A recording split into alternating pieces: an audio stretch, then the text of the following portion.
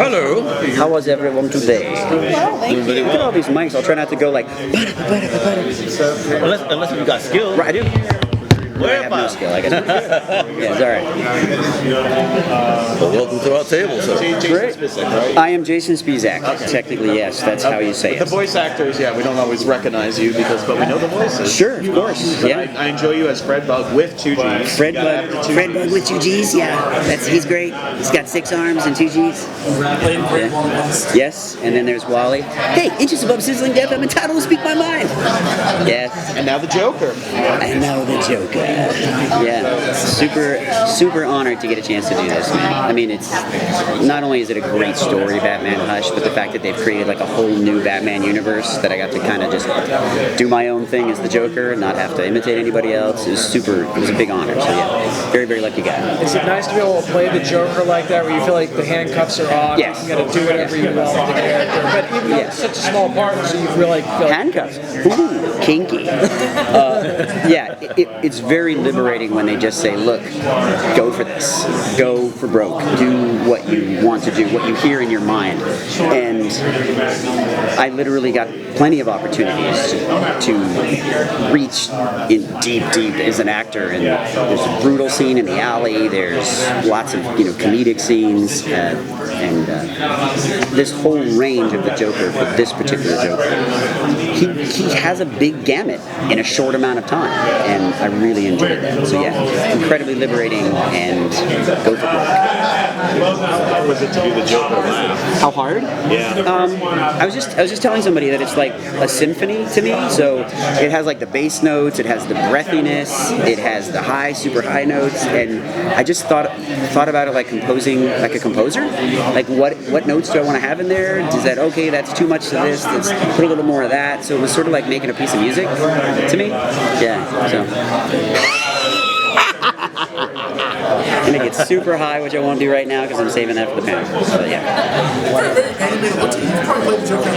Yeah, I hope so. I mean, I was doing something on a film set one time, and I made a Joker face, and then the director of photography took it home and photoshopped it into the Joker. So there's a photo on IMDb of me as the Joker. It's actually very cool. Yeah, it's still up there. It's on my profile.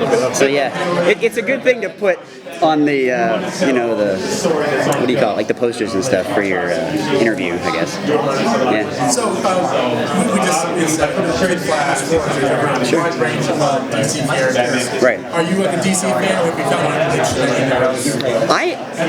I think I've found my niche. I actually have always loved the DC stories better. I mean, I read Green Lantern when I was growing up. I had a voice for Joker in my head before I ever heard Mark or anybody do it.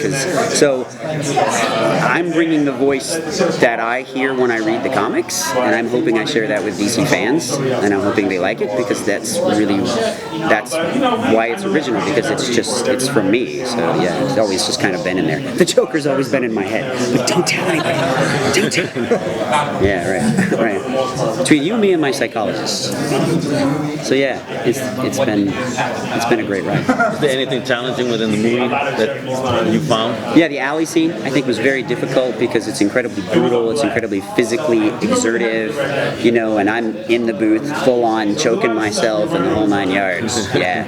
So I wish there was video of that, but It probably is somewhere. Wes and James, they'll all tell you. Wes Gleason, who's the voice director, amazing talent. They'll tell you that I'm full on inhabiting it when I'm in that booth, and it can get taxing. You're doing a take after take, and you want to get it just right. You want it to feel like it's visceral. So yeah, that was incredibly. It sounds weird. It was incredibly fun to choke myself. No, it's incredibly fun to really get into that, but also physically challenging. Yeah. Any other DC characters you'd like to play? Because you played so many already. Gosh, I've seen Wally West. I've played Razor from Green Lantern the animated series. I would love to see Green Lantern the animated series come back. Absolutely, agreed, right? That was so awesome. I loved it. Congratulations. After weeks of stalking Shard, you found the secret as to where they dump their garbage. Can total victory be far behind? Yeah, Razor, I would love to play him again. Yeah. I think they should come out with a Razor standalone standalone comic. Even if they don't do anything animated, I think Razor's story with Aya would be great to just give to the fans, because he was not in the DC Universe at all, and they just made him up for the show. And it's a great story. I'd love to see him have a standalone. Why did you write it? Yeah, I was thinking the same thing. That's right, because I'm a writer today. I know a few comic book writers. You can pitch it to them. I'll back it to them. You're at San Diego. I'll back it. I'll be like, this has got to happen.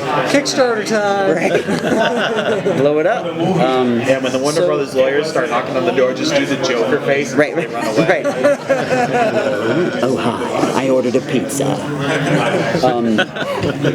So I would like to voice, I was telling somebody like a scarecrow, a really vicious scarecrow sort of origin story, how you see how he goes from a twisted, psychologist, and I thought that's missing in the animated universe. I haven't seen that yet, and so I'd love to play a twisted scarecrow. I think that would be from, psychologist to madman. There's a lot of things I still want to do. I actually want to play Batman. I really would like to play Batman. I know that sounds weird. You're all listening to me going, no, man, I'm not here, brother. But I would really like to do both Batman and the Joker. Do you have the voice set in your head? How are you gonna? I do. I actually did scratch of Batman on Young Justice. So we were doing a couple of scenes, and Bruce Greenwood could not be there for the day, and they needed a scratch for Batman. And so Greg goes, "Hey, Jason, could you just read the scratch lines for Bruce Wayne and then Batman in this scene?" And I did it, and Greg goes, "You could be a Batman. You could be a really good Batman." And so if Greg Wiseman says I could be a Batman, and then I think it's probably awesome. You say scratch, like, is that like sound? Well, they were recording the radio play for an episode of Young Justice, and if a certain actor can't make it, they want to fill in those lines so that they have the timing. Sometimes they have to animate it before the actor's available. So if Bruce Greenwood was like on a film or something, then they're animating the radio play without Bruce's voice, and then he comes in and he has to voice it later. Depends. It's like a double. Yeah, and it's usually storyboard, like, so they want to get a sense of how the scenes are going to go, and then he's still doing original. He's not coming in to do ADR or anything like that. He's just coming in a little late to the process, and they don't want to wait to get it storyboarded, so they want the whole radio play, all the lines. So we sometimes have people do scratch tracks, what they call scratch tracks. Do you remember what lines? What's that? Sorry, What the lines were? I can't remember, actually. No. On the subject of young I do remember Greg saying I could be Batman. It's the only thing I remember. Everything else is kind of a blur. Like, I'm sorry, what did you say? That's what he kept hearing the whole time. And then like a ringing sound, like. On the subject of Young Justice, how has the fan reaction been for you this year? Because Forager's voice has been very beloved and much imitated. Forager is Forager. Yes. Forager is naked now.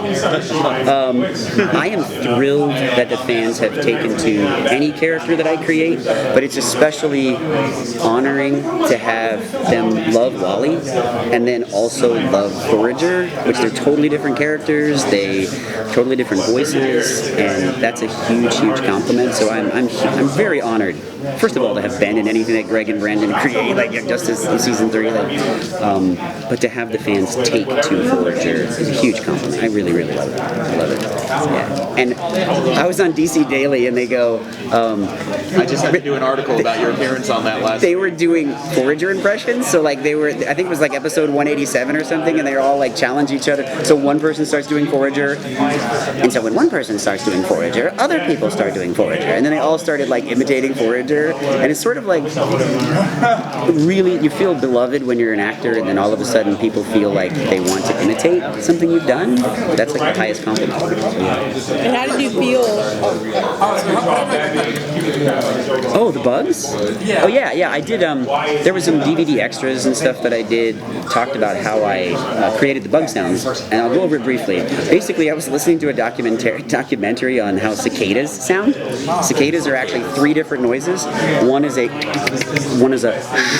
and one is a. So when you hear them together, it's that cacophony of cicada noise. So I thought, well, Forager would speak universal bug, right? So that's where I got all those sounds together, and I started to put them together, and Brandon and Greg liked it, and I thought, well, maybe you hear those when he's emotional or he can't think of what to say, so in between words, and it just kind of all came together for an extra piece of flavor. He's stolen our hearts. Yes, for sure. Yeah, thank you very much. Yeah. Thank you guys. Appreciate you watching it. I really do. I'll keep watching. And you brought it back. Because it was dead. Yeah, like it Wally. was. Yep, It was dead. Well, hopefully we can bring Wally back too. That would be nice. right? I hear everybody saying that. I'm like, it's Young Justice, man. Actions have consequences. The world is real. You need to hurry because Artemis is making eyes at Roy. So I won't have that, dude. I won't have it. But Roy, you're my friend. What the hell, man? One redhead to another. Right. Totally. How's she doing? Right. Behind my back? What the hell, Roy? Yeah, then you just go all Joker on her. Like, Yeah, all of a sudden, Wally turns into the Joker. That's an interesting storyline. Well, you could play the Joker in Young Justice then. I would love that.